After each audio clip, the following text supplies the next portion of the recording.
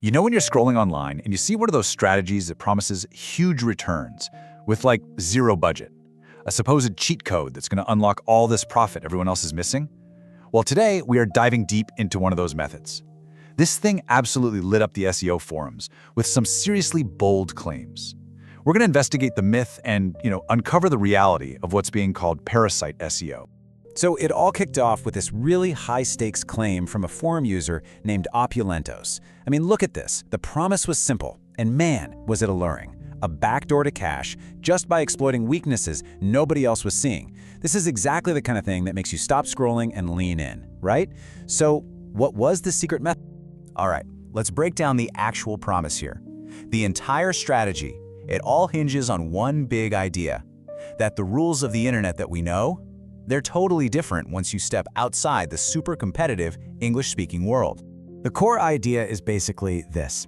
Google's algorithm, the one that cracks down so hard on English content, well, the claim is that it just doesn't have the same muscle in other languages.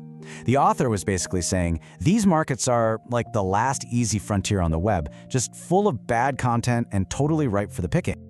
So according to this guy, if you search for a popular topic in, say, Italian or Czech, you'd find a total ghost town of outdated results.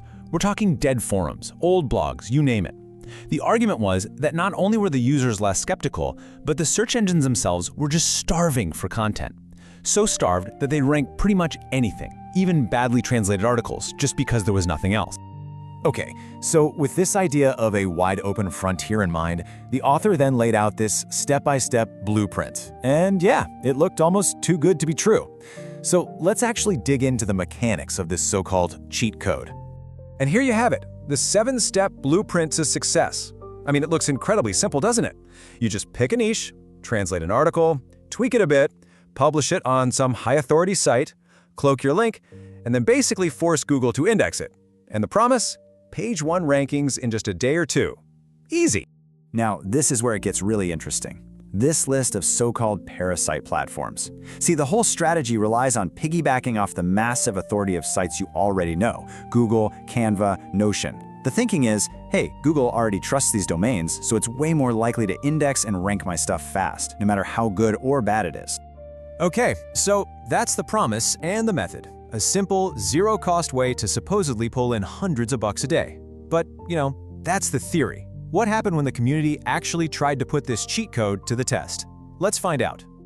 I mean, this is the only question that really matters, right? Did anyone actually make any money? At first, the forum thread was just buzzing with people jumping in, eager to try it. But as the days and weeks rolled by, a very different story started to emerge from all that initial excitement. And the first crack in the myth? It appeared almost right away. Remember that claim about getting indexed and ranked in 48 hours? Well, user after user started reporting the exact opposite. Pages were just sitting there for 5 days, a week, sometimes longer, without ever even showing up in Google. That promised speed, it just wasn't happening. Then, of course, came the problem with the money.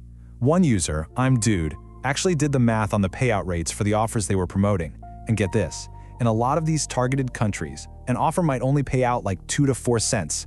So to make the kind of money the author was talking about, you wouldn't just need traffic.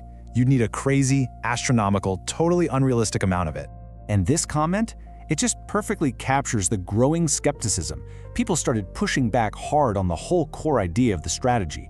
This post from Paulo29 cuts right to the heart of it, It challenges that really condescending idea that people in other countries are somehow less savvy or more gullible. The community just wasn't buying it anymore. And the reports of failure just kept piling up. This user here, above stars, really sums up what a lot of people were experiencing. They tried the platforms, they followed the steps, and they got absolutely nothing. The conclusion was becoming pretty clear. This was just a waste of time. The whole promise was collapsing under real-world testing. So what's really going on here? Why did a method that sounded, kind of plausible on paper just completely fall apart in practice? Let's get into the actual technical reasons why this whole strategy is just fundamentally flawed.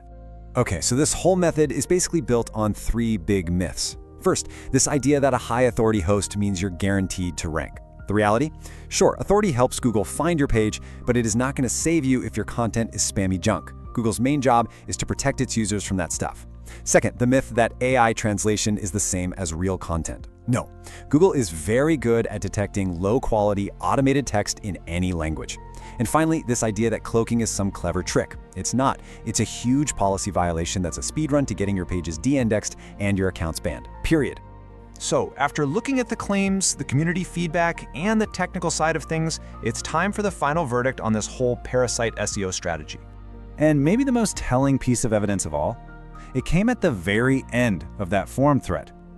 Other users pointed out that the original author, Opulentos, was eventually banned from the forum. I mean, when the guy selling the can't-miss secret strategy gets himself kicked out, that pretty much shatters any credibility he had, right? So what's our final assessment? First up, strategy stability. It's incredibly low. Even in the rare case that someone did get a page to rank, the author himself admitted that the campaigns would just collapse after a few $100s. Rankings would drop, content would get reported and removed. It's just not a sustainable path. And the risk exposure? It's extreme. Look, you're not just risking your time here. You're risking getting your accounts on platforms like Canva or Google completely banned for violating their rules. Not to mention, you're using tactics like cloaking that can get you hit with severe penalties from search engines. The potential downside, it just blows any tiny fleeting upside out of the water.